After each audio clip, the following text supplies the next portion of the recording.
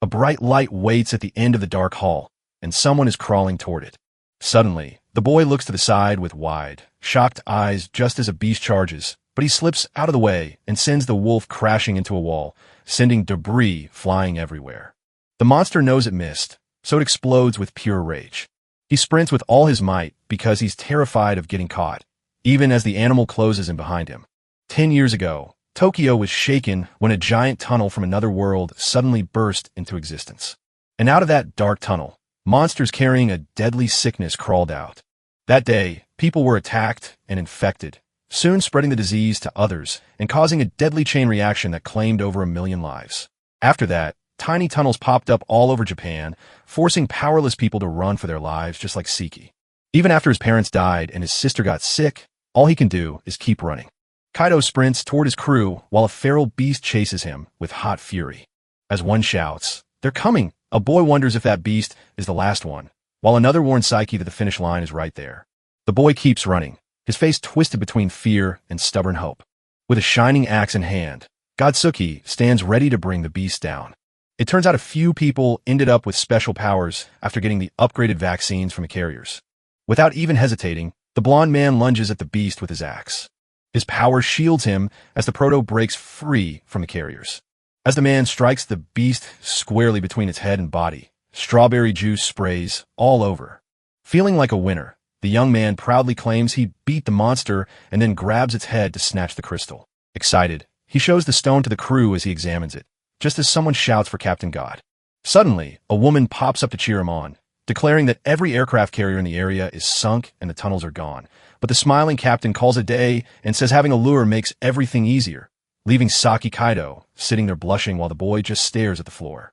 We shift the scene to the protagonist relaxing in a chair, staring at the cash the association sent for the job. The very woman who had congratulated them is now sitting beside him, confirming that all tests came back negative as the crew chats while Seki grumbles about hating these post-mission inspections. Mizuno snaps at him for not understanding the situation, making the proto lower his head in awkwardness. He couldn't get the vaccine because even a tiny scratch from the carrier's virus could be fatal. Kaido thinks that since his case is completely unknown, he is the perfect lure to get the hunter to strike. Mizuno tries to break the tension by saying he's super kind and a funny guy, but he needs to stop acting that way right now. The proto wonders if his actions still matter now that peace has returned, admitting that if he can't serve as a lure, he doesn't deserve the title of purifier. He apologizes for worrying the girl, who reassures him that even without special powers, he will one day be seen as a true purifier. But until then, she's got him covered. She turned red and got shy after speaking, leaving the boy feeling awkward. Soon, she frees herself and heads out to get a drink, leaving him alone. The hero laughs to himself at how wild it is for such a young girl to say that, then reminds himself he can't let Mio see him looking so down. Out of nowhere, a girl fell onto his lap, and he jumped in shock. He rushes to ask how long she's been waiting, and Mio tells him she just arrived. His sister can't believe her quiet brother would click with a girl, but he tells her she's just a co-worker. The girl points out Mizuna's impressive chest, making Kaido turn a deep shade of red. The pro asks if she can walk, and she wonders if he really finished his job. Then she makes sure to grab the chargers, which makes his sister smile until she suddenly starts coughing strangely, forcing the boy to rush over to help her. Mayo says she's doing great and admits that having a brother who is a hero of justice makes her incredibly proud. Our boy is completely shocked by her words, but he asks her to hang on just a little longer while he looks for a cure. The young woman nods, but she warns her brother not to push himself too hard. Finally, the hero waves a quiet goodbye to Mio down the long, echoing hallways. Suddenly, a buzz from the watch on his wrist tells him that another tunnel has just appeared. As the tunnel bursts open right before the hospital, leaving everyone inside shaking, the captain sighs that carrying 2 bearers in one day is too much. Yet since they're all here, he'll call it lucky while the purifiers wait, wondering if they'll emerge from the same dark hole as before. Out of nowhere, 2 huge monsters suddenly exploded into existence. God smiles up at the challenge, steps up to meet it, and swings his axe at a sneaking beast, sending strawberry juice flying everywhere. Someone shouts out that this is exactly what they expect from God. The captain sees the axe is worn out and realizes something isn't right. As one guy asks what's up, the creature lunges at him, causing him to scream in panic and beg the leader to have taken that thing out already. Red juice bursts out as the young man shouts out God's name. One boy pleads for help, but God says the children have already toasted. God stares at the beasts, confused and shocked that his attack missed. Suddenly, another team member yells for the captain to look ahead, where something wild is going on near the creatures. Suddenly, the boy who was attacked opens his eyes, leaving everyone frozen in shock and fear. The boy's body floats and turns his head to show he is no longer human, then lunges at God while the blond man leaps back, shouts for the creature to stop, and hurls an axe at him. The beast is launched into the air, and everyone screams for answers, but God can't explain what happened. He thinks that if a bear hits you, you'll either be eaten or turn to dust. As the human beast charges forward, the dogs and monsters join the fight and begin to kill. God's eyes go wide with horror, and he bolts out screaming that nobody told him about this. They speed past the crowd and rush into the hospital, where the protagonist looks around at everyone running frantically and asks if it's finally over. When the boy spoke, the captain's face changed and admitted his job was to be the bait. Siki takes a step back, terrified, and asks what's going on. Suddenly, the glass door bursts apart and the monsters rush inside. Infected animals and humans rush at him and two others. When the protagonist turns around, he sees that among the monsters, humans are attacking other humans. God pushes the main character down to the ground. When he turns around to check, he finds his team has already run away. Amidst the chaos, his eyes fill with dread as he remembers Mio, trapped in a hospital room. So he grits his teeth and screams for the infected to follow him. As the protagonist dashes away, one of the beasts lunges right after him. Everyone turns their eyes to him as he tosses a crutch behind him, striking the infected people. One of them trips over a crutch, sending everyone behind them crashing down like a row of falling dominoes. Kaido pauses for a moment, and we catch a woman watching him with her tongue running over her lips. Kaido glances to the side and sees an infected person chasing a woman carrying a baby. Before he could even think, the hero strikes the monster, yet the bearer rises again and yells for the woman to run. Sticky glances back to check if the woman is safe. Right then, a diseased man grabs his arm, and others rush in to attack. He tries to run away, but something drags him back just as the attack hits. Slammed to the ground, the protagonist recalls being the bait himself and remembers when Mayo was just a kid, knowing he needs to find the cure before he passes away. Suddenly, his wristwatch buzzes and a tear in the ceiling of the hospital swings wide open. He glances at his watch and stares in shock to see the contamination level has skyrocketed to 10,290. Suddenly, a woman steps out of the portal, carrying a huge and beautiful scythe. The hero stands frozen in shock, unsure of his next move. Then the beast strikes with one mighty blow. Kaido shuts his eyes, having no idea what's about to happen. Red juice flies everywhere, and after a few minutes, the proto cracks open one eye to see that every host has finally died. Siki looks back to make sure no one is left, then hears a voice say it never cared about humans, but he thinks the whole meeting is pretty cool. The girl smirks and says it would be a waste to let him go out like that. She hovers over the handle, looking like a dark threat. The prow is so hurt it can't even form a word. As the woman happily asks him to join her in the prow, an infected beast creeps closer. She snaps her fingers and beckons him closer. Still not sure, he keeps his feet planted on the floor. As he looks back, he sees the infected being torn apart by a strange thing bursting out of the ground. The stranger then muttered that something weak was trying to grab her snack. She watched as the beasts and the infected she sent away were finally destroyed. With a swift hand gesture, the mysterious stranger drives the spears deeper into the victims, while the Prenuno watches from his spot on the ground. Then, with one final move, the bearer bundles it all away, leaving the infected to look like two colanders sitting in a pool of strawberry juice. She just stood there completely lost as the girl showed off her strength and bragged about it. She quickly tells him this isn't the right place to talk, so she uses her power to lift him into the air as the creature watches him float there. He stares at her, completely unable to speak a word. Suddenly, she licks his hurt face and hints they need to find a quiet place so she can give him an infection. Our hero stares in shock, struggling to make sense of what he just heard. Suddenly, they aren't in the hospital anymore, but chilling on the rooftop, and our guy is so shocked he checks his cuts and finds he's totally healed. Just ahead, the stranger appears and says the infection is done, making him feel sick with fear, introduces herself as Moritia, and tells him to call her aunt. So desperate he screams and asks if he is about to die because of it. The girl tells him to calm down and says she won't let such a delicious meal go to waste, while Kaido wonders if she's one of them, and she asks if that's what humans call her kind. She wonders if he's still okay after getting sick from those weak carriers, and the proto remembers he took a terrible beating. Explaining it, she says she's a powerful being who is controlling the virus inside him.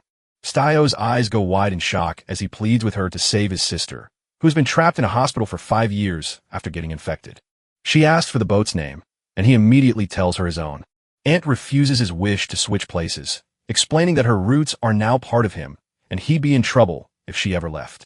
Hearing this left the proto shaken, so he asked what she wanted, and she replied that she just wants to snack on him and won't hurt his routine because she eats less than other carriers and will take it slow, and tells Kaido to chill so the food stays tasty, while he jokes about being a walking buffet and God screams into a phone about how silly a demotion is. As the boys at the end of the hall whisper angrily about their recent losses, the captain bursts through the door, furious and demanding to know if Siki made contact. One of the boys says he'll just hang out for a bit before getting back together with the group. The blonde man grumbles that he might not even show up, then complains that the loaders got flooded because of him and he's the one who has to take the blame. The other boy is freaked out and left behind while the man yells at him about his poor ranking and says he never wants to see him again. Suddenly, he turns back and sees Kaido's sister standing in the hospital hallway. Thinking of the boy as a brat, he watches him closely until his face suddenly twists into a cruel grin. Elsewhere in the hospital, the protagonist and Moritia drift down together as she wonders where he's going. The same one answers that he has questions to ask, but he needs to see Mio first. The woman grimaces in disgust and asks what he's getting into, leaving the protagonist frozen as he explains that his parents died because of carriers and now she expects him to just chill with one. Ta tells him it's not her fault and that his anger is aimed at the wrong person. Shouting, the hero admits they are the same kind, but Tia insists this is a huge opportunity and reminds him of the attack he once survived. The protagonist nods as the woman reveals that the virus grants insane strength by letting enemies attack nonstop until they are destroyed, but she whispers that he is special because he can keep his sanity while gaining that power, hinting that there's even more he doesn't know yet. Suddenly, a change takes over and the boy freaks out, trying to make sense of what's happening around him. Suddenly, his arm twists into a clawed beast arm, giving him straight wolf vibes. He screams as if his mind is completely gone. He flung his arm and smashed the wall, sending his power exploding in every direction. Tia explains that a stronger bond means he'll pack more power, the kind he's been craving all along, so he can finally take down the carriers. Seek wide-eyed wonders if this is actually happening. The girl looks at him, and the glow on her arm suddenly flares back to life. Cater notices someone heading his way. Suddenly, 2 boys roll up to the protagonist, and one shouts that he's finally found him. The protagonist, caught off guard, asks what they're doing there. One of them grins and says he just wanted to say goodbye, while Kaido quickly hides his arm. Another boy looks shady and says he can't cover up for him anymore after the chaos. The young man wonders if they're truly going to make him take the blame for everything, but one of them snaps that you don't talk that way. Then he says they're simply making good use of a useless burden like him. As he scrubs his teeth, the protagonist shakes his head, refusing to go along with that. The boy frowned and said he thought he needed to ask his sister. Tech's eyes grow dark at this. He asks what the young man means, but one mocks that the girl must be scared and crying now, so the protagonist steps forward calmly, only to be blocked by a boy claiming they aren't finished, until Kaido snaps at him to get out of the way. The boy snaps back and asks who he thinks he is, but Kaido throws a punch with his transformed arm. He shot into the air, spraying strawberry juice everywhere.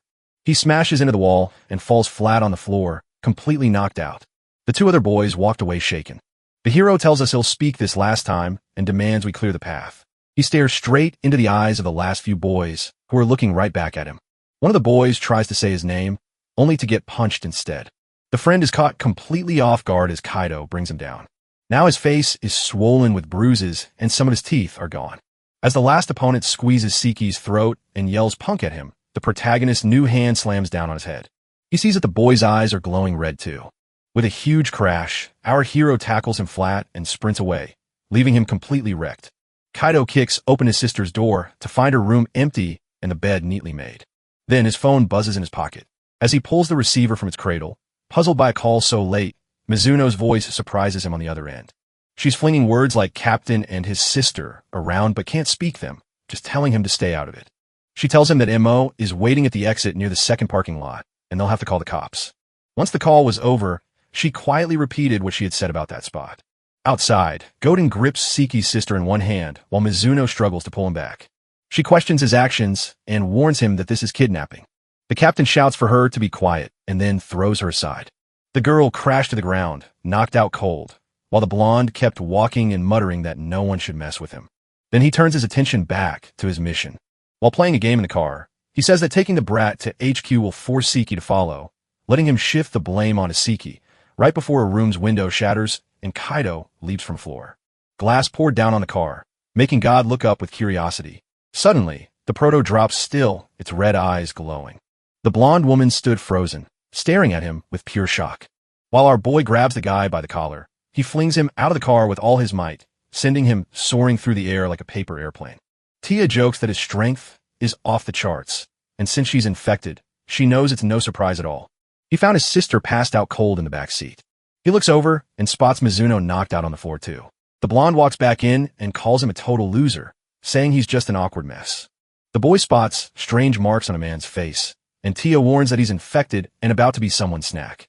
His arm was bitten so badly it looked just like a red tomato. Kaido asks if the guy got bitten, and Gon, with his face peeling like a bad sunburn, shouts that he's going to end him and charges at the proto, who dodges the attack again and again, even as the proto yells to see if he's really serious about taking him out. The old captain nods, saying that's the plan, and lifts his heavy axe to strike. Just as he tries to strike, the hero rushes in to block the axe with his own hands, shoving the deadly weapon aside with every ounce of strength he has. Then I asked if what he did was so terrible that God had to pull his sister into this mess. He clenches his jaw as he speaks, only for the blonde to shrug and say he doesn't hold grudges.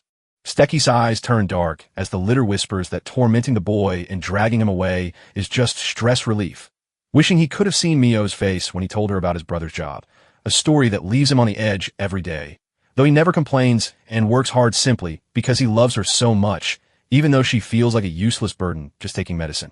The protagonist grips the axe tighter as God talks about the weather before kicking him hard, hurling Kaido away with all his might, but the young man lands on his feet. The blonde man roars and swings his axe with every bit of strength he has, screaming that the other guy just needs to die. But as he gets closer, he sees his axe is rotting and falling apart right before his eyes, leaving him staring in disbelief. With one red eye and a clueless expression, Saiki watches as the unarmed former captain stares back just before the boy slams a powerful punch into his stomach, sending strawberry juice flying while the captain screams in pain. The impact sends God flying back, where he mocks the prow only to get hit again and spit through the air even further. Tia says that it looks painful. After slamming hard into a car, the blonde appears to have just fainted. Senki walks toward the car where his sister is waiting, while a man lingers a few meters behind him. Suddenly, Goner wakes up screaming and furious, causing the proto to glance to the side. He suddenly saw that his opponent was turning into something wild. In the blink of an eye, the dude turns into a huge, all-red, lumpy monster. The monster lunges to punch the hero, but the hero blocks the blow with his arm.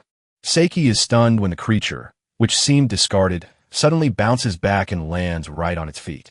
We see the boy's sister still trapped in the car, now in danger since God has changed his mind.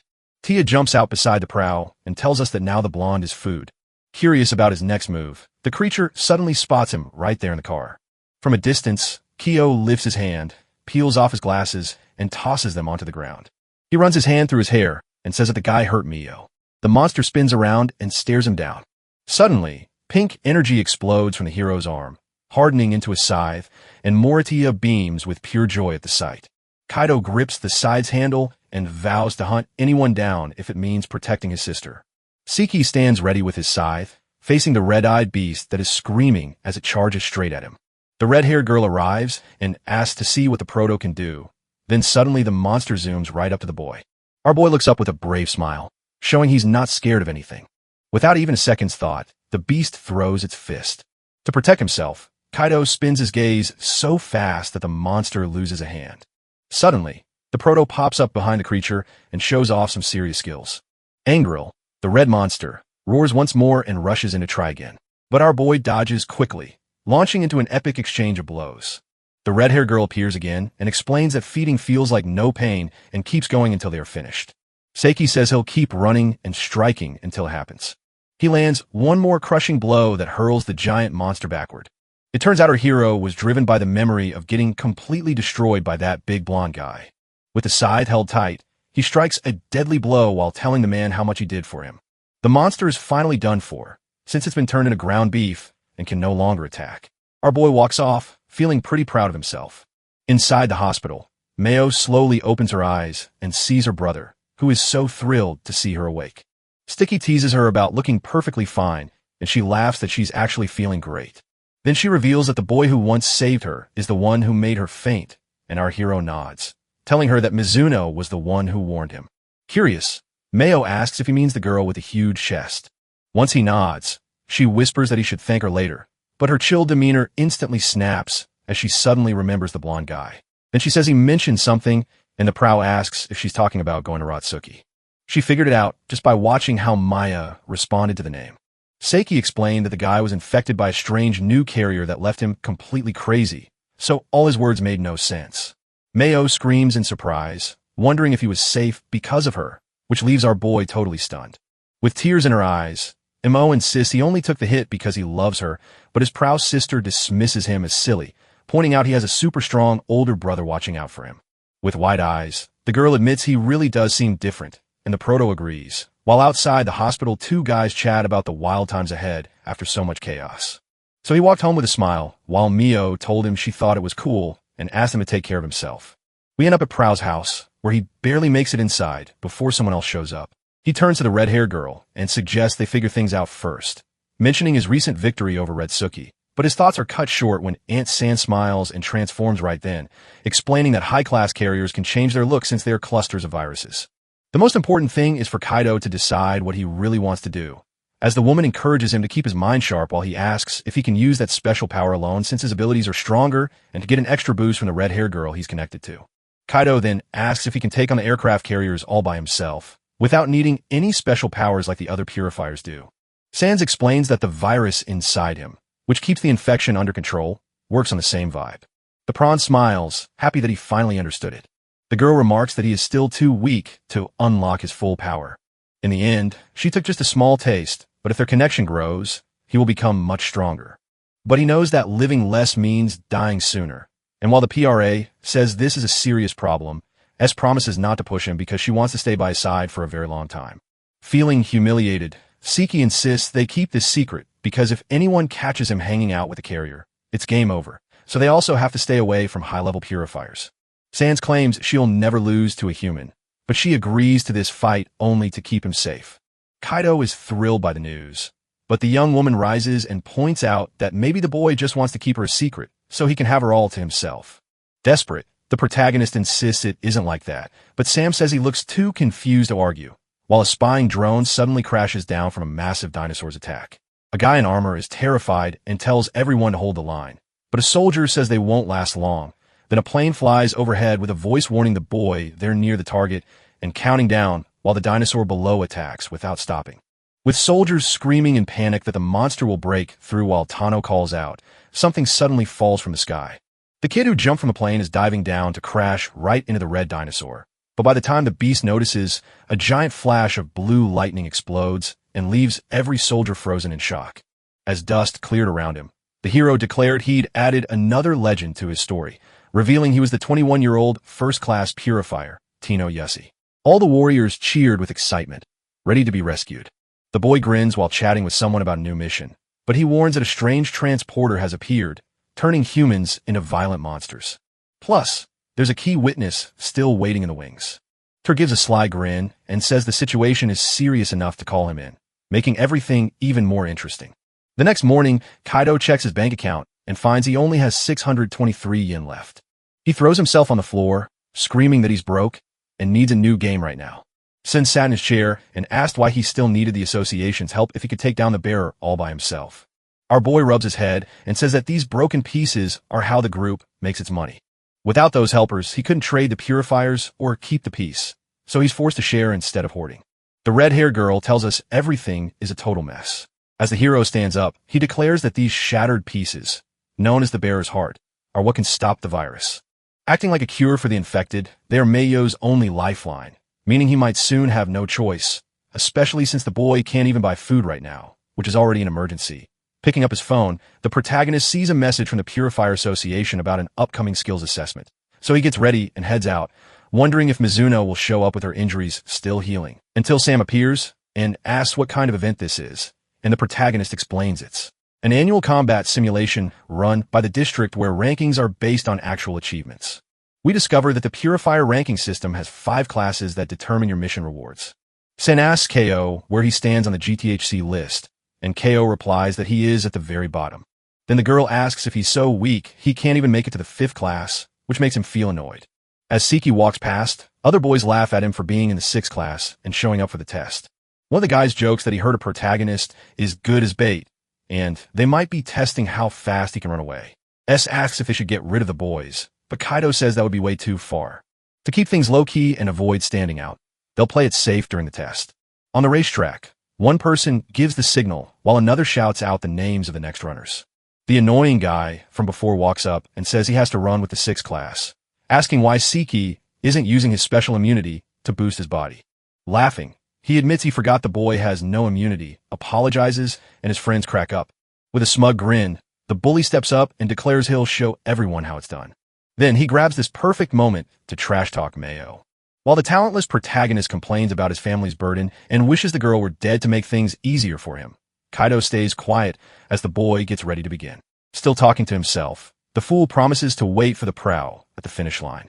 The moment the shot rings out, Seki bolts, leaving everyone else far behind.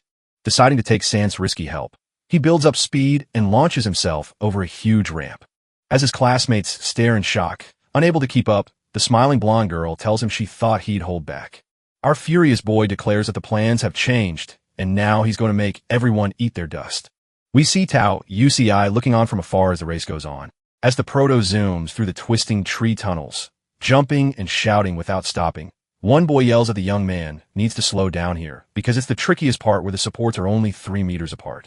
Kaido poured every ounce of his strength into his legs to slow down, leaving the other competitors completely stunned. Our boy sprints across the field without tripping, crosses the finish line, and sends the wild crowd into a frenzy. Another runner dashes up, screaming that the proto cheated because his weight vest is fake. Kaido hands his vest to the guy, who quickly discovers just how heavy it really is. It was so heavy it made him face it. Our boy steps into the next stage, believing his special shield gives him an extra edge. But the truth is, he really doesn't care at all. With every bit of strength he has, Seki smashes the hammer into the target, launching the score counter high into the air and sending the whole structure exploding around it. Next, we move to the target range where the competitors lined up to shoot at the wooden figures. With a single toss, our boy smashes the monster figure, leaving some folks shocked and others furious. Non-phased, he keeps throwing, but accidentally nails a crucial pillar of a giant structure, which starts to come crashing down. While the boys nearby start screaming, Kaido just stands there totally unfazed. While the other competitors call him a monster, Sam cheers on Prona for his epic throws. All of a sudden, the red-haired girl spots something, and it pulls our boy right in as well. Suddenly, a huge flash of blue lightning tore across the sky. Suddenly, a huge sword falls from the sky, and the prow barely manages to catch it. Standing on his own sword, Tino wonders how he managed to react so quickly. Our boy is shocked to see a first-class purifier right in front of him, and everyone watching goes wild as the hero makes his grand entrance. Tino shouts out the pro's name, proving he knows him, and admits the boy has definitely sparked his interest. So, since they're standing on a special stage, he wants to throw down right there. The hero leaps from his sword and hits the ground. Snatching the weapon from Seek's grip, he asks if the boy recognizes him. But the kid is stunned, insisting he must know him since he's a huge fan of the purifier who even owns some sick merch. It turns out that only 7 out of every 10,000 people are special purifiers, and this guy is a top-tier master whose power is so insane he could level a mountain with a single hit, holding the record for being the strongest weapon of mass destruction ever while being the total favorite of the gods. Kaido feels super awkward listening to the purifier, who insists the proto should feel honored, but Kaido disagrees, saying it's impossible to fight a first-class purifier. The blue-haired boy isn't worried, so he pulls a tiny sword from his big one and tells us he doesn't plan to take a powerful opponent seriously. The prow is left speechless with wide eyes as Sam wonders what Tina will do, and while Seki calls it boring, he thinks it's actually fair. Looking ahead, he feels a crazy pressure that makes him start to rethink what he just said. With a dark grin, the hero asks the boy if he's just going to stand there with no weapons. Freaking out, the proto darts to the weapons and grabs a sword, shouting that he's ready to go. Tino unleashes endless lightning and shouts that it's time to charge forward with everything to follow. Seki steps in to block the blow just as the other fighters scramble away in terror, fearing they'll be next. Seeing what's happening, our boy makes up his mind to take off running. The hero, fed up with their games, shouts that they're done playing tag and strikes back faster than lightning. His sword snaps in two, so he has to act fast and snatch a new one. His plan works perfectly, so he quickly draws his next weapon while keeping his steely gaze fixed on his enemy. Tingum smiles, telling the guy he has sharp eyes and quick reflexes, but admits that just running all the time won't make the game fun. While Kaido tries to take all the hits, he wonders why he should keep fighting. Shouting, the hero claims he's already shown his curiosity, but our confused friend just wants to chat, only for the guy to insist that talking won't work and that he'll catch him if they fight, leaving Sei completely lost until he finally swings his sword and gets stopped effortlessly with just 2 fingers by the hero. He tells Sei that her attacks are too weak and she needs to push herself harder. He was flung backward like a feather, yet he somehow stayed standing on his feet. Thinking hard, he realizes Tina is in a completely different league than God's beast mode. After snatching up the heavy light panel he'd knocked over, he throws it right at the blue-haired guy, and it hits him squarely in the chest. But then the young man grips the giant building with just one hand, leaving Sen completely stunned and Kaido's mind absolutely blown by what true first-class power looks like. He confessed that his guess about that kind of strength was way off because he never even imagined it could be this powerful. After shaking the dirt from his clothes, Tino asks the boy how long he intends to keep his powers a secret. The protagonist plays dumb and asks what he means. Out of nowhere, Tino jumps in and claims he took down a 4th-class monster, a feat that requires serious power, so the purifier kicks our boy in the back to prove him wrong. This time, he crashes down to the ground with a heavy thud. Tino warns that if he doesn't spill his secrets, he'll have to report him to the association. Desperate, the protagonist insists he can't share much more. Tino raises an eyebrow and questions why he'd even want to be a purifier, and with a broken heart, our boy admits he's doing it all just to save his infected sister. Tino realizes the whole thing comes down to a miasma stone, yet he insists that alone isn't enough proof. Kyo won't stop at anything to protect his sister, even if it costs him his life. The Girovo fell silent for a heartbeat before hurling his sword straight at you. Kaido jumps out of the way at the very last second, barely getting away. As he hoists his heavy sword, the blue-haired man sighs with sympathy for the kid, but reminds himself that a first-class purifier has duties to uphold. Kaido is puzzled by Tino's moves, but Sand spots the trouble and yells at him to run. Our boy leaps back just as a huge blast of blue lightning strikes him, leaving him terrified and convinced there is no way out. But somehow he does land, and he mutters that Tano's strength is just ridiculous. While scanning the scene, the hero admits Kaido is hiding something and vows to risk everything to uncover the truth, even though Seiki looks like the type of guy who could turn bad in a heartbeat. Another hit sends rocks flying, and Tina insists that Kaido is too dangerous to leave around. Down on the ground, our boy is about to take a deadly blow while the hero tells him not to take it personally. Suddenly, a massive red boom explodes right in front of the hero, leaving him completely shocked. His watch goes wild with beeping. Once the shock faded, he admitted he knew the protagonist would reveal their true self, watching them swing a giant scythe while their arm burned with red light. We rewind to the past, where Tano and an officer watch in awe as Kaido takes down God. Feeling curious, the hero asks if anyone else saw it, and when the officer replies that only the boy was there, Tino insists they must catch him. The worried officer nods and agrees to keep the secret safe. As the purifier locks eyes with the protagonist through the screen, Tino thinks aloud in the present moment. Seiki holds a completely different kind of power, and no one can understand how that's possible or why they sense pollution inside him. Tino, frustrated by the red mist blocking his answers, hurls our boy aside and cuts straight to the chase by asking if he's a transporter. Shotting shook his head and muttered, "No way," before Tino pressed him on whether he knew the operator, while Seiki just stood there saying nothing. The hero readies another strike, declaring he'll accept that as a yes, then blasts forward on his jet-powered sword as the protagonist plants his feet to hold his ground. A shadow of determination settles on the hero's face, but our brave boy stands firm and swings back to push Tanner away, forcing him to step aside just to avoid the sharp blade of the scythe. Fearing that this man is quicker than someone holding a dagger, the protagonist worries. A little farther off, the other rivals watch the mess with shock, confused by the explosions going off everywhere. Psyche lands his blow, and the pumped-up hero praises his fighting skills, only to note he's burning through his power, while our boy freezes in a cold sweat, terrified to run but clueless on where to go. Tino steps forward and warns that if he plans to run, he might as well quit now, because escaping someone like him is only a foolish dream. The blow hits our boy so hard that he screams in terror, insisting he isn't the enemy. Tino then asks if he's on the association side and why he didn't spill the tea sooner. Gazing at his hand, Kaido wonders if he could steal a bear's power, but he knows that doing so would put his sister's life in danger. His eyes fill with tears as he promises he will never cause trouble for the association.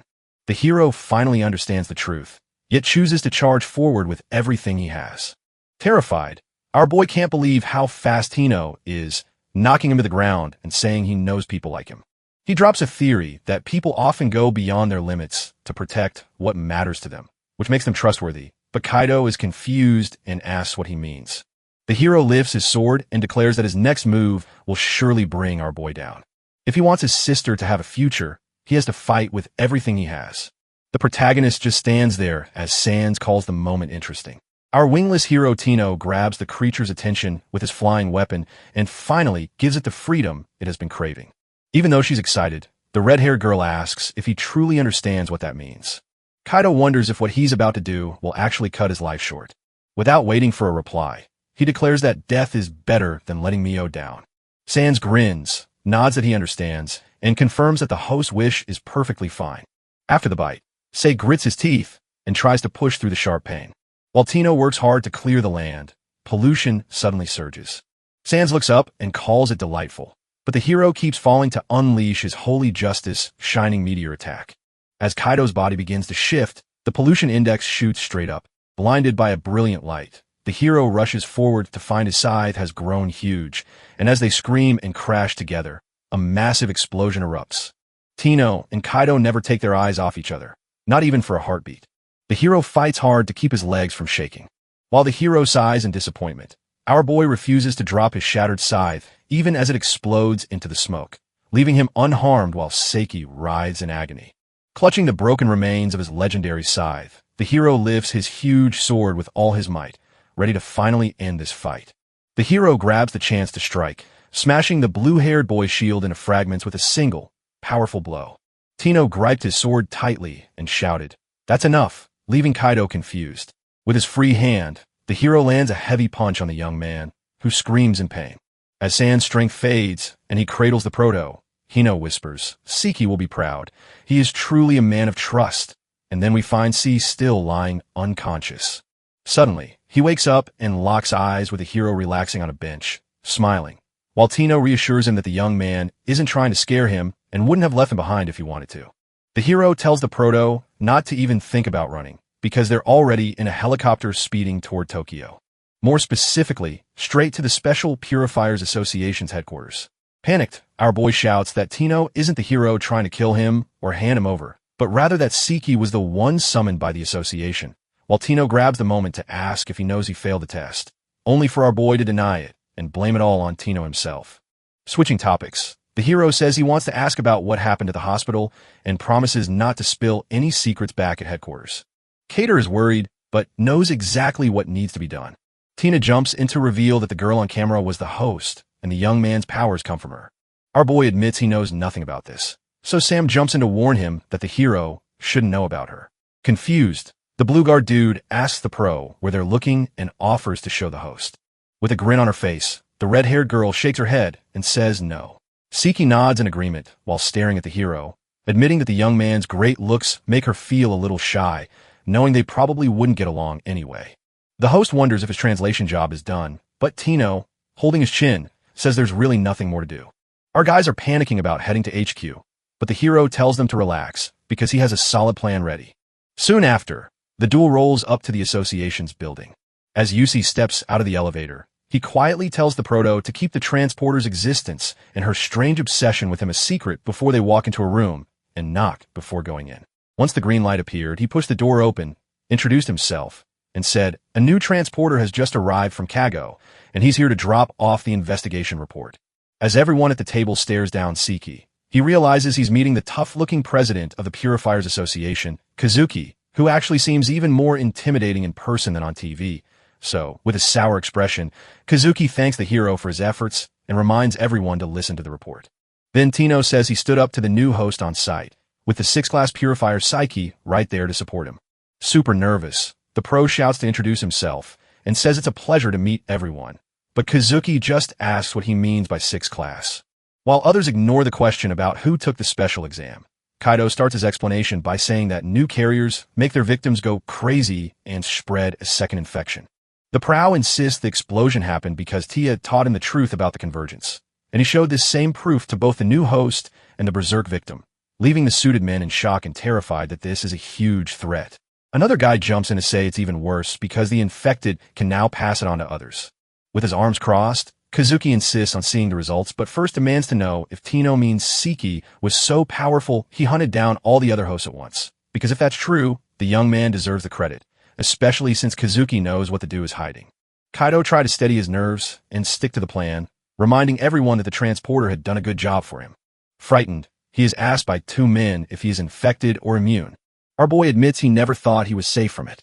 Tino then says everyone should look at the skill test data from that day to see the results for themselves. One of the men dropped his jaw and declared, "This is a record." As the association president quietly studies the charts, the hero guesses that this strange reaction is just a new virus strain, D, acting like his special immunity power, though only him seems to notice the difference.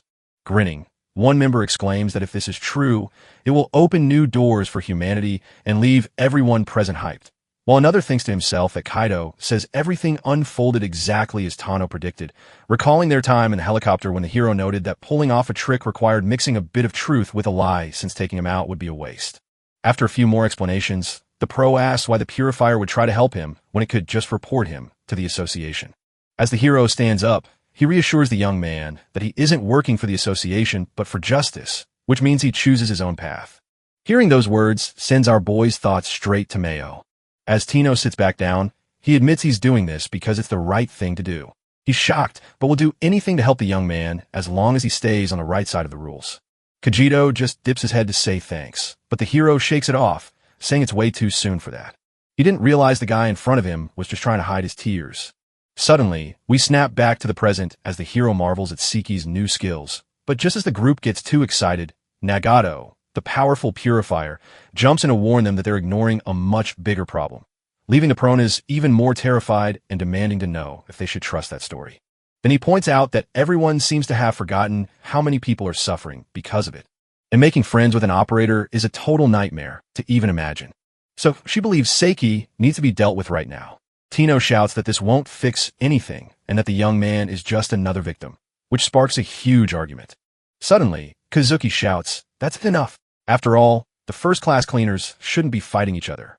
The hero steps forward, nods that Megadu makes sense, and promises to watch over Kaido closely to keep him safe from the virus that could one day make him go wild. The president nods, thinking that's actually a pretty good plan. With his jaw dropped, the Prow thinks Tino is seriously amazing for using Nagato's argument to take charge, but then killing the vibe. The blonde purifier says she has an issue because the blue-geared hero was way too close to the young man and might not make the right call in an emergency. Kazuki tells her to stop beating around the bush, so Nagato steps up and says she'll keep watch on Kaido. After the chaotic meeting, Tino apologizes to Sei and tells her she didn't see that coming. And while Sei says it's cool and asks about Nagato, the hero explains that in one sentence, she is the one who will wipe out all bearers. Hearing this sends our boy into a nervous sweat, and after a moment, he follows the purifier while Nato tells him his job is just to watch Tokyo, promising that in a few days they'll have a plan with Kaido. And since he has nothing else to do, the pro accepts it while thinking he needs to talk to Mayo soon. To his total surprise, the purifier suddenly apologizes for being rude at the meeting and admits she actually likes him. Seki smiles and says he's happy to hear that, but the woman laughs and says that befriends transporters is pointless and weird, so she isn't looking for a friend, which Seki agrees with because he isn't really into that either. Nagato walks again and announces that the troops have gathered for a meeting, which is the perfect moment for him to finally meet the team. Nervous, the proto wonders who the woman has on her team. As the purifier steps into the room and apologizes for the delay, the others instantly turn their heads to look at him. Yaji, a lowly third-class purifier, looks on and wonders who that boy standing with Nagato is. She hurriedly brought Seki over and told him he'd be with her for a little while. Shocked, Nazem wonders how anyone could exist below the 5th class, while Sua mocks the idea by mentioning a boy who can't use special immunity, and Hattori questions why such a useless person is even on the team. S, feeling annoyed, tells Kaido it's time to kill, which makes the pro Toa give a quiet no, leaving the moment feeling really awkward.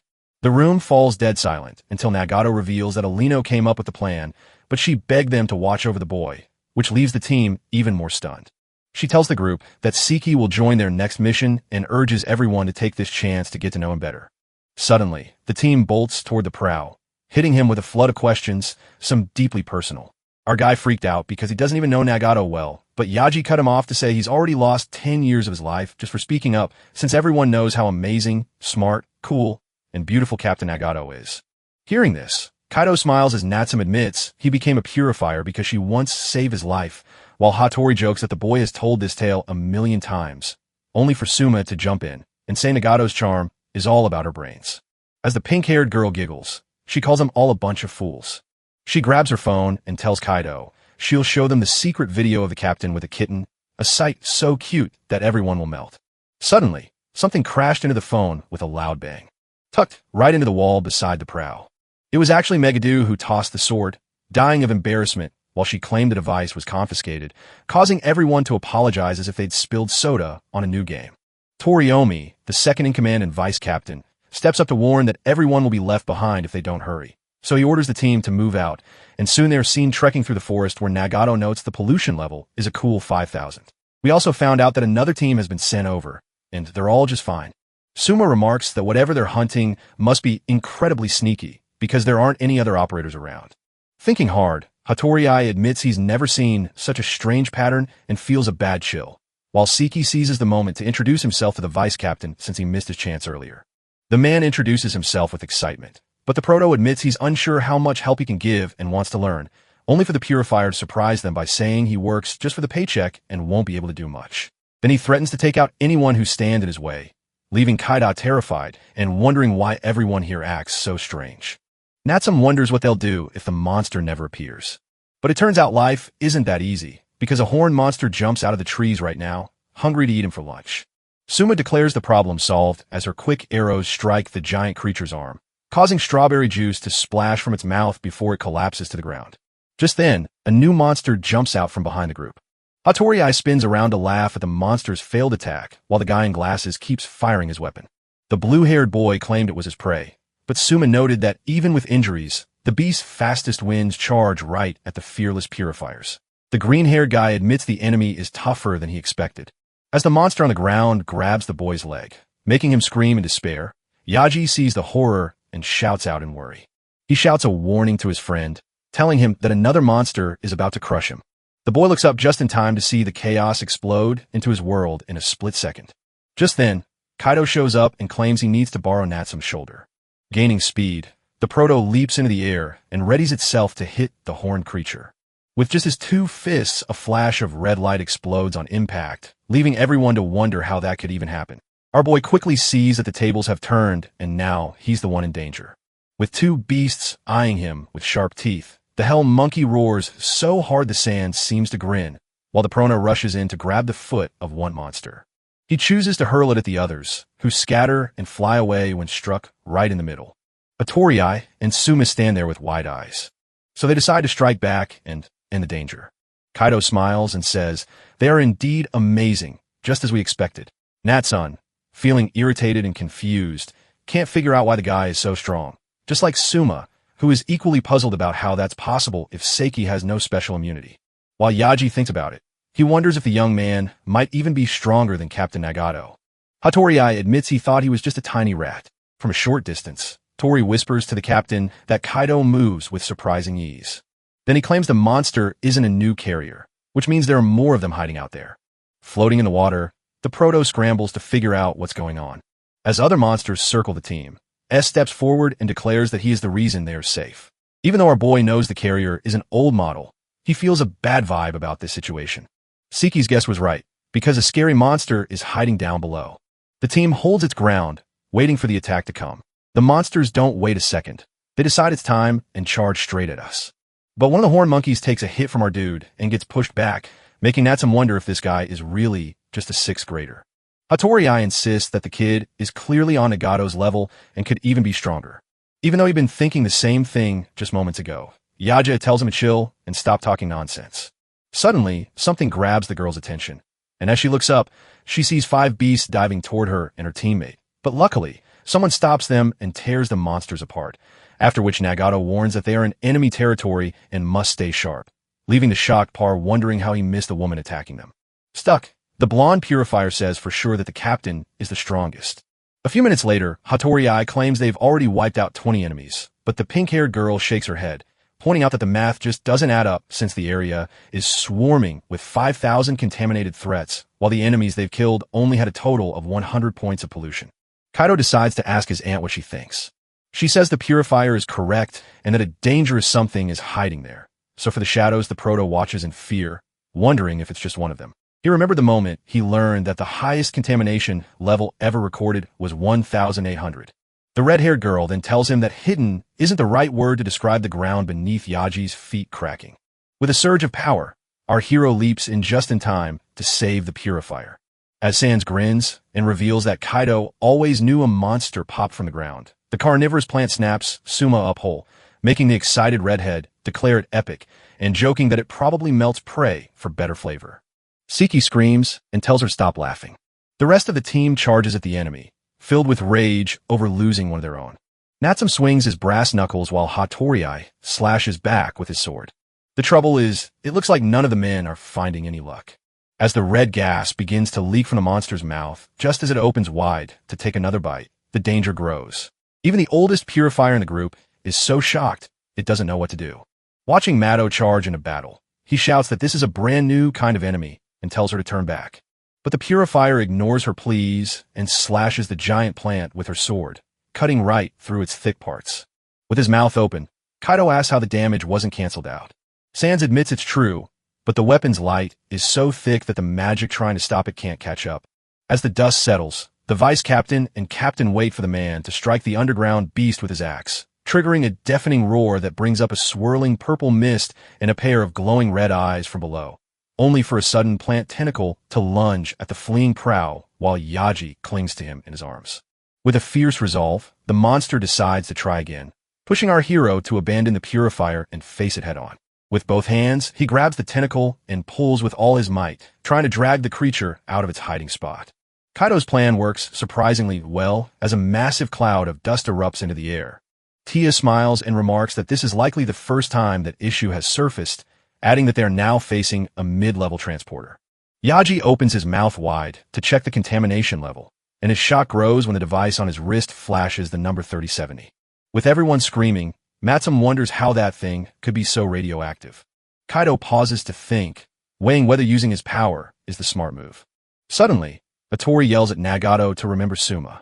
Without even a second to think, the purifier springs into action to strike. Sans explains that the real difference between low-level and mid-level operators is how much stronger the second group is. Nagato jumps up to attack, but right as she gets close, she finds Suma looking worse for wear. The woman stands frozen in her tracks when she sees a teammate in that condition. Tia adds that besides being strong, the mid-level operators are also very smart. When Nagato missed her strike, Tori called her an idiot but still leaped into the fight to save the captain, who barely dodged a hit in a heart-stopping moment. The vice captain is the one who gets hit the hardest. He was knocked unconscious after smashing into the tree.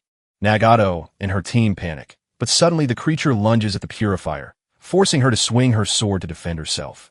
With tears streaming down her face, Suma screams for help, completely distracting the blonde woman, which makes Hattori furious and causes him to swing both swords like a true boss. The monster twists around violently, its form made from the body of the swallowed purifier. It clearly spotted whoever tried to attack it. The blue-haired guy gets slammed by a creature's arm and sprays strawberry juice everywhere, sending Mansur and Nagato into a full panic. The blonde boy rushes to his friend to check on him, but Aturi's strange noises startle the purifier and make it nervous. Suddenly, the young blue-haired guy, now infected, bites Natsu's shoulder and spreads the virus faster than a viral TikTok trend. Hattori spins around and points his weapon at Yaji, who stares in horror with wide eyes, exclaiming, "This can't be happening," before her shaky voice stammers, asking what is wrong with her friends. Screaming, Kaido warns the young woman to stop coming closer, but a creature's tentacle strikes him and leaves him badly hurt, while Nagato fights back as hard as she can, and the terrified Suma begs the purifier to help him after the pain hits him again. Suddenly, the team members who have been infected with the virus pop up behind her, and she quickly sees that they have turned into monsters. As her innocent friends turn into nightmares, the scene shatters Nagato's heart and leaves her silent, so she closes her eyes, and the purifier struggles to stop her tears. Just when we heard the loud crash, Kaido stood up fine and ready to save the day. Glaring at the monster, the protagonist declares that since it wants to eat him, he will be its perfect opponent. With S's power, our boy knocks the zombie teammates away and asks if Nagato can move. Without saying a word, she shivered like a leaf, proving the purifier was right that she couldn't do it. Siki, knowing this isn't good, gently picks her up and rushes to Toriyomi to lay Megadu down before sprinting back to the fight to tell her to heal the vice captain, much to the purifier's curiosity about the boy. She stares at his dirty tool and realizes he is being controlled by the carrier. She's sprinting fast, but when she asks how she's still okay after getting bitten, her friends are shocked. Smiling On says that a weakling's virus is no big deal. 3 zombies creep up on Kaido and Natsu, with Natsu stepping forward first to charge at him. Our boy slips out of the way like a pro and strikes back right away. Without a second thought, the other 2 zombie purifiers rush him, making him swing his scythe to knock them aside. Santa asks Siki to be gentle with the younger children. Feeling annoyed, he retorts that it's easy for her to say that, right as the hungry carnivorous plants make a sudden reappearance. Our boy spins his eyes with fierce determination and sends plant pieces flying everywhere. Instead of taking damage, new plants sprout from the monster, letting Kaido realize it can heal itself, which is just annoying, and when he dodges the next attack, the boss gets even more irritated. As we run, our boy complains that this is annoying too, proving he's ready to end the fight soon. The beast twists its tentacles into drills and fires them at him, but he darts away too fast to get hurt. Gripping the scythe with all his might, he demonstrates the perfect cut and slices through every writhing tentacle of the giant plant. Enraged, the monster realizes he can't shake the transformed Seiki, who leaps from tentacle to tentacle, leaving a trail of destruction behind as he quips that he's already gotten used to it. The creature, still wearing Suma's face, shivers with fear at the sound. Suddenly, Kaido lands a hard hit on the enemy's chest, causing the foe to scream in pain. Feeling something odd, our boy turns to look, but it's too late because Natsum strikes him from behind, letting the beast catch its breath. With no other choice, Siki fights blow for blow with the zombie boy until he finally knocks him out for good. Yaji and Itori also jump in, leaving the protagonist with no choice but to do something he really doesn't want to do. After cleaning up the purifiers, he chooses to take a quick break and dance. And the best part? He didn't wait for anyone to join him. He just grabbed them. S grinned and said that even when she wasn't in her body, she was still pretty clutch, and he can slap a whole bunch of those handcuffs on at once. Then he asks why Siki is grabbing up the kids, knowing there's no turning back once someone becomes a feeder, and our guy, though furious, says he understands, and chimes in to say he's losing his way and that the worst is coming soon.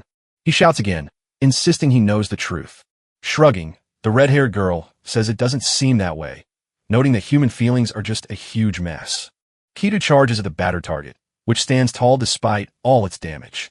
We see the creature rocking out with a creepy grin, whipping its tentacles away from our hero and striking Hattori and Natsumi hard before yanking them closer.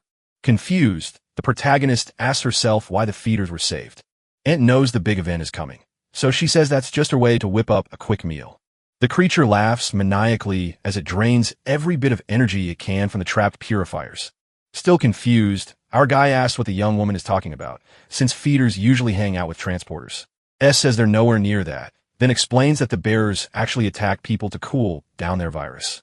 But since the weaker carriers are total dummies, they just start eating right away, which doesn't work because the virus needs living cells to grow. Kaido understands it now and asks if people like Feeder and Mio, who got infected before he could finish, mean that for a transporter, they are packed meals full of virus and super nutritious, especially the feeders who attack other humans and make more feeders, making the food multiply on its own, which annoys Kaido, so he tells the young woman to stop with the jokes. Sans even says phase isn't the only one boosting food production, since humans do it too. The protagonist, seething with anger, tells her to zip her lip. Meanwhile, Nagato is hanging out right next to Torami. The purifier, broken-hearted and weeping, stares at Siki, who stands frozen, unsure of what to do. But the monster decides it's time to strike once more, sending fresh tentacles sprouting from its now-stuffed belly. Satisfied with the feast, it lets out a sinister laugh. Driven to break into the party, Siki surges forward, effortlessly dodging every blow while cutting through them without stopping. Even though it's kind of pointless, because the monster heals like there's no tomorrow. Fearing the worst, he quickly glances around to see what's going on. He soon saw that one weapon wasn't enough to handle everything on his own. One of the monster's heads bursts from the ground and nearly gulps up the prow just as the boat flips away. The monster finds this hilarious and shoots out another wave of tentacles to grab the boy while he is floating in the air. Suddenly, a huge boom shakes the air as C, gasping for breath after swapping his scythe for 2 giant swords, stands surrounded by tentacles as blades just sliced apart. With eyes burning bright red, he warns the enemy that he won't be easy prey and proves just how tough he really is. The monster squeezes Seiki tight again, his face going hard as the tentacles close in. Just as the moment arrived, the proto lifted both swords. Leon, the monster, shocked by such power, still refuses to back down. Our boy runs and slices without ever slowing down. He refuses to back down to keep himself safe. So even though the hell plant shoots 2 tentacles at him, Kaido slices them both off and kicks the remains away, only for the beast to suddenly snatch his swords and force him to drop them. To the monster's surprise, the swords disappear and instantly appear in our boy's hand, so he swings both without even thinking twice. As the creature screams, Suma's face begins to twist and change. Seiki scrambles backward while bits of plants fly everywhere. He lands on the ground to check the damage, only to see a strange face appear in place of the purifiers, making our hero bored as the fight feels like it will never end. With wild eyes, the beast spots Yaji, Nagato, and Torami, flashes a scary grin, and shoots its tentacles straight at the pair. Kaido spins around, sees what's coming, and jumps forward to block it. This move sends him stumbling backward, knocking the wind out of him. The monster lunges at the pink-haired girl screaming, but the proto hurls his 2 swords to shield her and, true to his promise, cuts off one of its tentacles, bringing him a deep sense of relief. But then, another piece of that creepy hell plant pushes its way up out of the dirt. Now, he has only his hands to protect himself. With a crushing blow, Kaido was sent flying through the air. As the tentacle he severed quickly grows back, the monster flexes its muscles like it's showing off in a gym contest.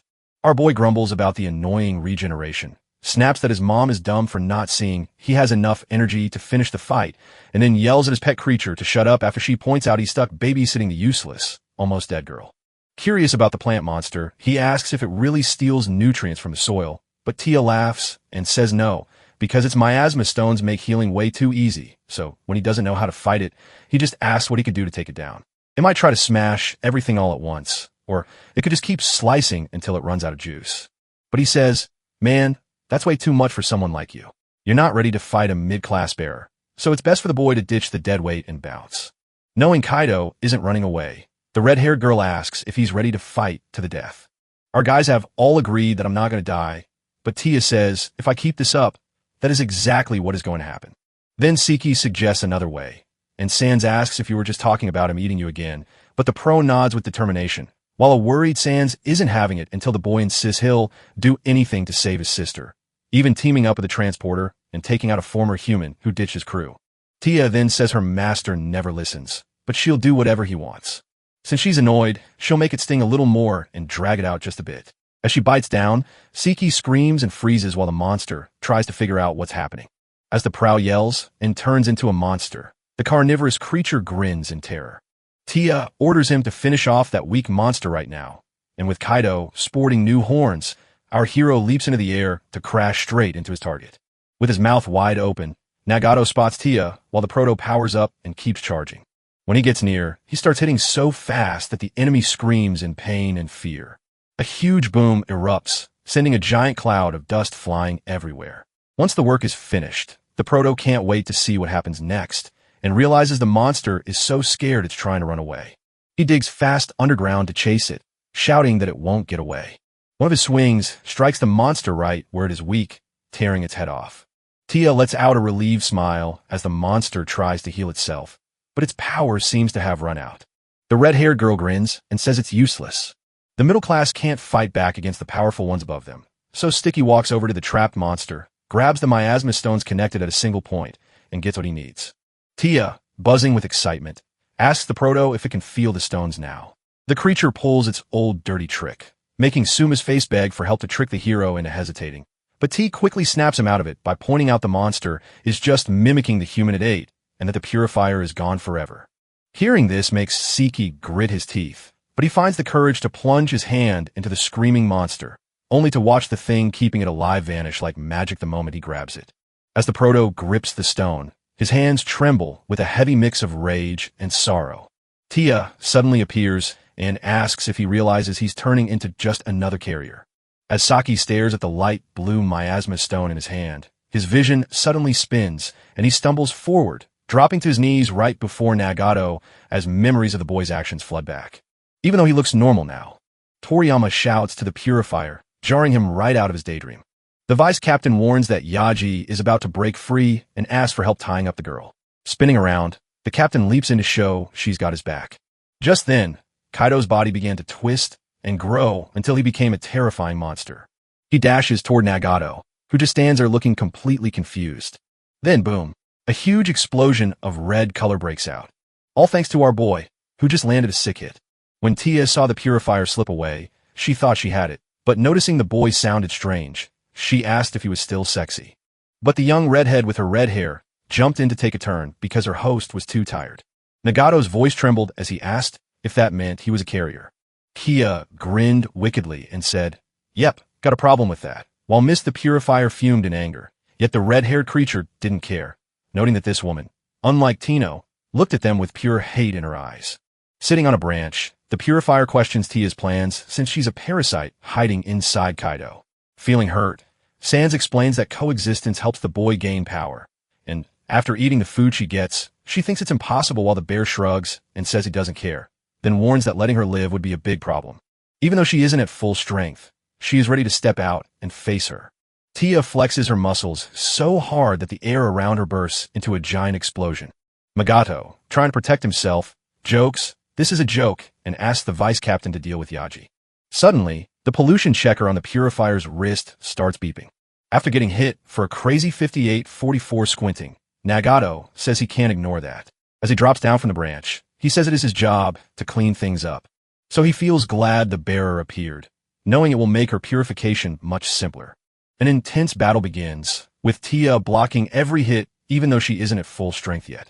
Kaido opens his eyes to find himself just watching the world move around him, trapped inside a body he can no longer control. Curious, he wonders who Nagato is fighting. Realizing he has no chance, Tia springs up to check if he's awake. Once she realizes who he is, she casually walks over and tells him she's going to borrow his body, leaving him confused and asking why. The young woman admitted that while she came to him with plans to kill him, she had been thinking about removing the purifier. Since the boy wouldn't do what was needed, she decided to take matters in her own hands so he could just relax. Siki can't move and yells for the bearer to stop, but the only thing he gets back is a smile. Outside, Nagato keeps sending his fists flying.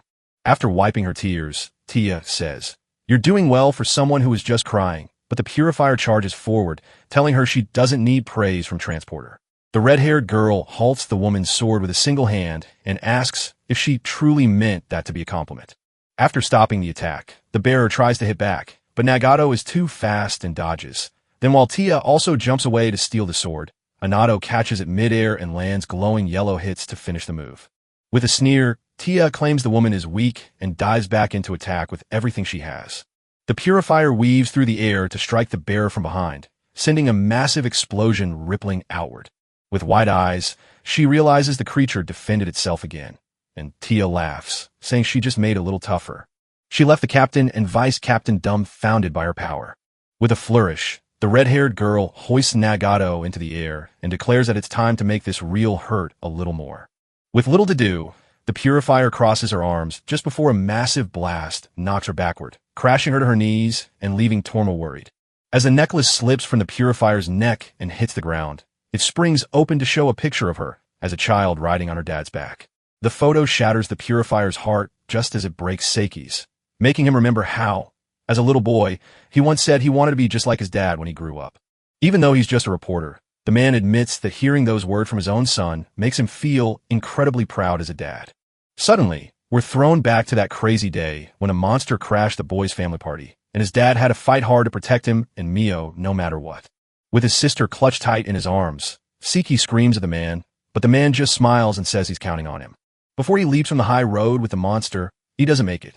With Kaido left shattered by heartbreak, we zoom back to Nagato, who is still looking completely devastated. Suddenly, one of the bearer's arms smashes into the tree beside her, curling around the purifier as if playing a game of tag.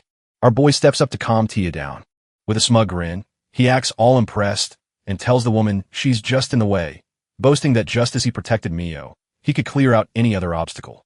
Siki leaps in to say that Nagato isn't the same beast he defeated before.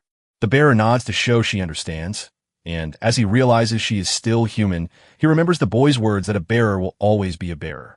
Tia says the prototype is now walking with the bearers, but our boy is still fighting to stay human. Hearing that, the young redhead with red hair makes Kaido feel something strange in his head, so he turns around to warn her that if she ever tries to remove the purifier, she will never be forgiven. Just then, Tia made the quick choice to let the proto go. It lands right in Nagato's arms. Facing the purifier, the bearer whispers a warning. Even if the woman takes Kaido down, he won't vanish, because without the rules, she becomes far stronger. After Seiki saved everyone's lives, she hopes humans won't be so mean as to betray someone who helped them. Tina stares at Yaji, who is still acting like a zombie. Without hesitation, she attacks the girl and leaves the purifier behind, then calmly admits she injected some of her virus into the young woman to keep her quiet for a few days. Since everything is settled, she's heading back to her place. Alone once more with Seiki in her arms, Nagato recalls her shattered team. Suddenly, Toriyomi sprints toward the woman while Kaido dozes on her shoulder. After a while, he opens his eyes in a bed and asks where he is. Beside him, Megadu wonders if the prow has finally woken up, leaving him surprised as she replies that they are actually in her apartment. Yet he, a bit freaked out, admits he gets it. Looking forward, he spots the vice captain and Tino, who are just staring right back at him. The hero tells the guy he slept all day and asks how he feels. Our boy says he's okay and asks what the group knows. So Tino tells him not to worry because only the folks in that room know his secret. Torai just says sorry for bothering him. But after he spent the whole night cleaning up the mess and leaving him completely exhausted, it's time to get the interrogation started. Kaido explained that while she was only a medium-level bearer, there were others like Tia who were far stronger. Nagato then asks why he chose to join forces with a monster. Tino warns the woman to be careful with her words, then steps closer to the boat steps and explains that Kaido actually helped a man named Malaysia rescue his own sister, so he shouldn't be treated like a traitor. Faced with embarrassment, Nagato quickly admits that wasn't really her style at all. Terenami tells both of them to relax and confirms that it is time for Seiki to show them around Malaysia. The hero shouts for the beast, which springs up in an instant. She sat on the bed next to the boy, making Nagato nervous, but her smile reassured him that they agreed to let go of their grudges and stop being so tense. The vice captain nods and reminds the woman that their deal was to stay out of trouble. With nowhere else to go, the captain offers his sorry. The oldest person in the group thanked Tia for helping them move Yaji. Worried, Kaido asks what will happen to the young girl, and learns that the vice captain has put her in quarantine at the Adaki branch's medical center. They officially claimed Yaji died in the line of duty because revealing the truth would turn the purifier into a research subject, which they avoided by getting answers from Malaysia instead, while the purifier warned that if Yaji keeps getting her virus, she'll be locked away and die in a month, and she has no idea how to fix someone who has turned into a feeder. Nagato then warns that Kaido could meet the same fate, but the bearer insists the boy is her guest, and she promises to keep him alive no matter what. The captain starts sweating coldly as he hears the news. Tino asks if he can learn more about this. He'll ask the transporter what their goal is and what they truly want. Malaysia says the reason is obvious, but a sudden bad feeling makes her eyes go wide. So Seiki asks what's wrong with a serious look, and she replies that apparently a high-level visitor just arrived, while elsewhere a creature wonders why Malaysia hasn't sent any updates yet. Drooling, the bearer then says he's starving. He quickly spots a few people walking down the street. He folded his arms and started wondering just how many he could finish before everyone else. It turns out the heroes are about to face Crankite, a terrifying Class 4 Heil bearer. The main character and the red-haired girl warn the crew that a huge transporter has just arrived. This leaves the rest of the group feeling a little shaken up. The oldest person in the group, curious about the silence, tells everyone the detector found nothing at all. The girl with red eyes explains that the trouble is 10 kilometers away near Shibuya Station, but everyone is quiet because the virus is locked down. Our boy wonders if that's even possible. The girl jokes that the pollution inside the bearers gets out of control when they drool and get too hungry, so the main operators usually open the system before it gets that bad. The blonde bureau claims that people are saying a tunnel to another world exists near Shibuya Station. Since the teen already checked, it's time for everyone else to move out as well. The white-haired man looks worried and asks how bad things would get if the main transporter broke through. The red-haired girl speaks without hesitation, saying that in just a few days, all of Japan will be served for lunch. Then she says this is something that can never be stopped. Standing up, the man insists he deserves at least a bonus and a special allowance for braving the scene. The protagonist gets up, but suddenly a massive pain hits his head, so the blonde girl tells him that Seiki isn't in top shape and he needs to chill and wait. Even though the guy tries to argue, the young woman insists it's an order. With no other option left, our boy just nods and admits he understands. Before he goes, the older man warns that he's too important to rush in unless he's sure, while far away in the city, chaos from another world is crashing down. The creature with purple and green hair looks puzzled, as everyone wonders how it just dropped from the sky. The guy in the cape makes his first move by touching a girl's shoulder. She feels something off, but can't quite figure out what just went down. Her boyfriend gets irritated, but she just smiles and says it's all fine. A reporter rolled up to the monster to ask if it had a sex, saying she thought it looked unique, but without saying a word, the villain put a finger to her mouth. She looks just as lost when her assistant suggests they talk to someone else. The monster keeps walking and brushes against the face of a man in a suit who happens to be walking by. Feeling nervous, the guy asks what's going on with the young man doing that. With no answer coming back, he turns away and hails a taxi to keep going. Even with the green light, the monster stops in the street, looks up, and asks if anyone knows where they are. Feeling nervous, the guy jumps out of the car just as it nearly hits something and yells at it to speed up. A girl steps forward to take charge, and the embarrassed guy scrambles back into his car, urging her to actually do what she promised. A crowd greets Mizuno on her first day, and while she thanks them with a smile, one of the men asks if the monster is finally listening. The creature just glances over without turning its head much, and then goes back to ignoring them. The annoyed guy muttered that just standing there in the street was driving him crazy. The monster pressed its hand to its face and shouted loudly that humans really do stink. The two men look puzzled, but the monster shrugs and says it doesn't really care if people like or hate it. Suddenly, a huge blast of purple light erupts, making the smog so thick it's impossible to see.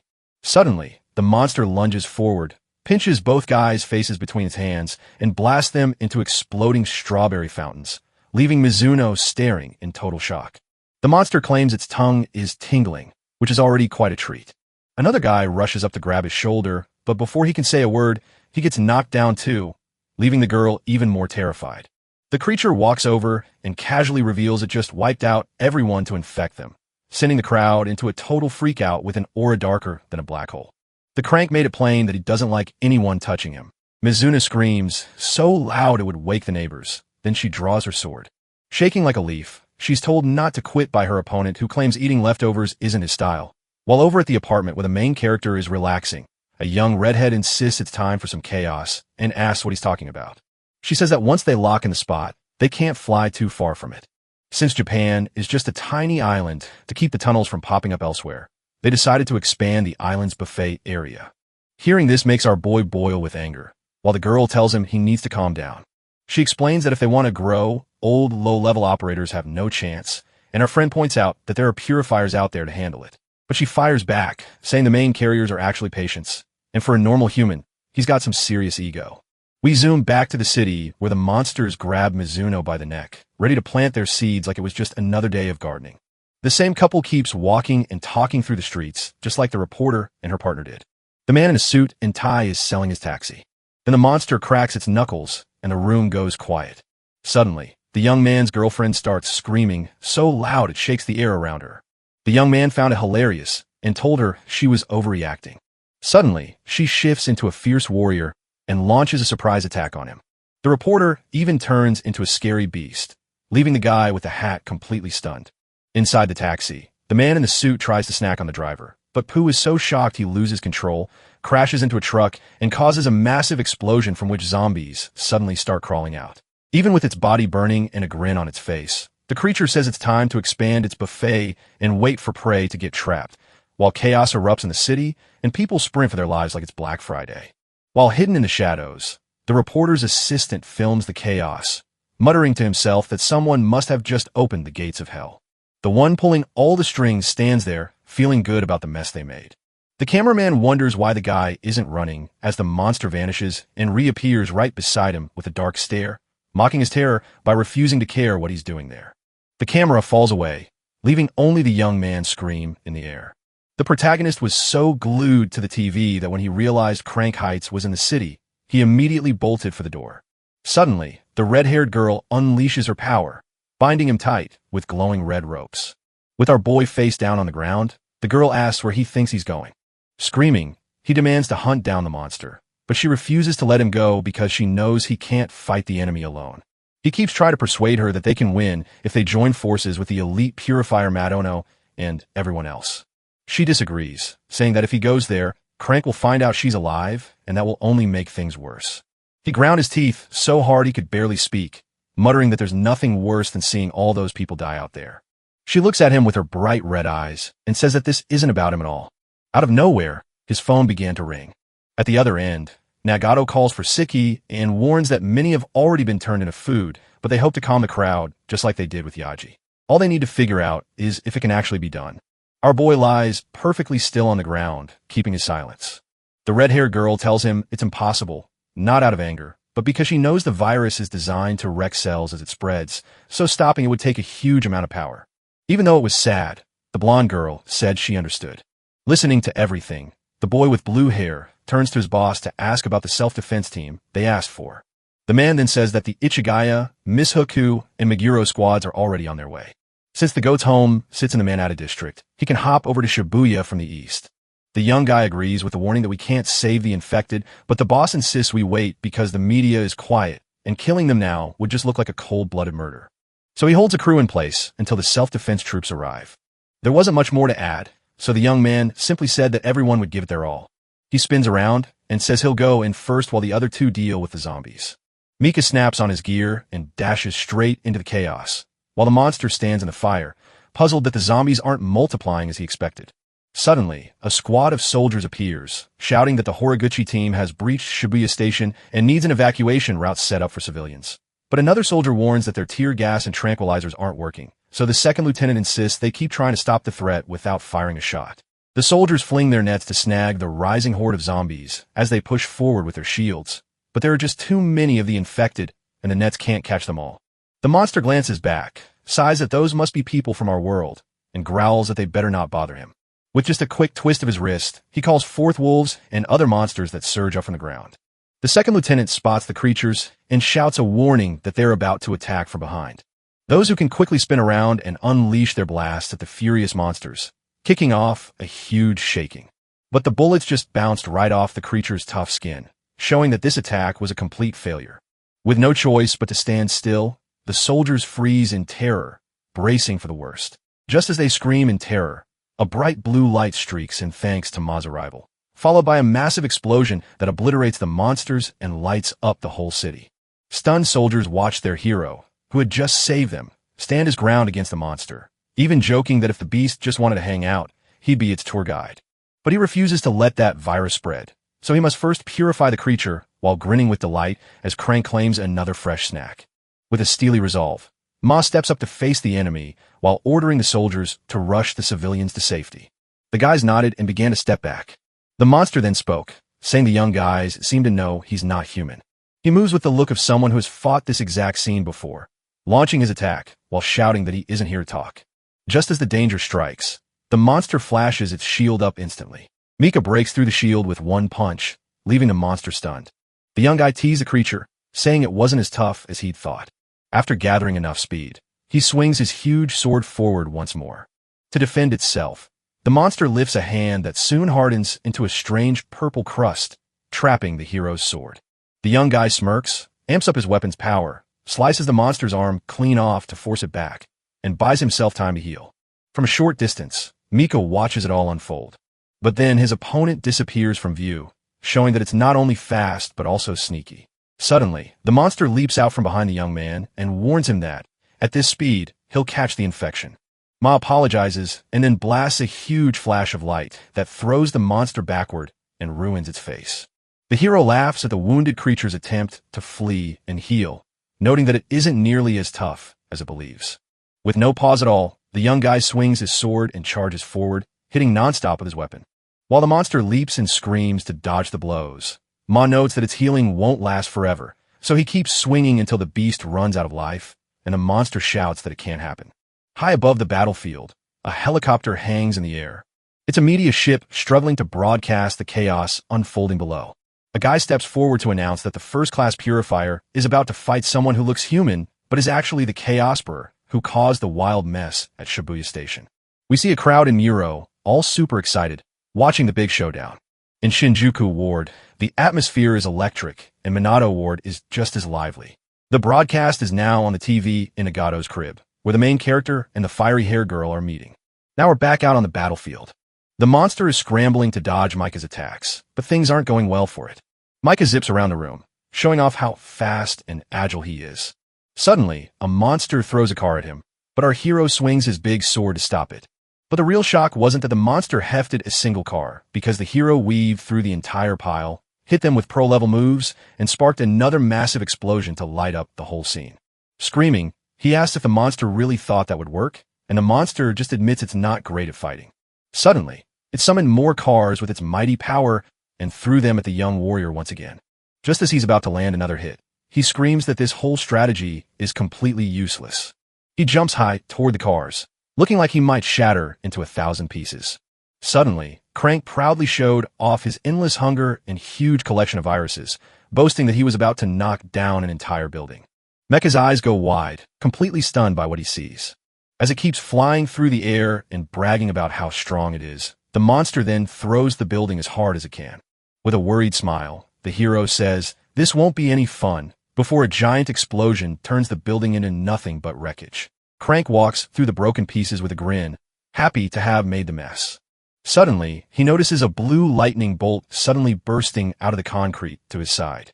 Inside the helicopter, the reporter is losing his mind, screaming that Mika, the first-class purifier, is still alive. The folks in the city are cheering with all their might. The young man doesn't waste a second and charges at the evil creature. Surprise! It says the kid is tougher than it looks, yelling, "Ma déclares crank."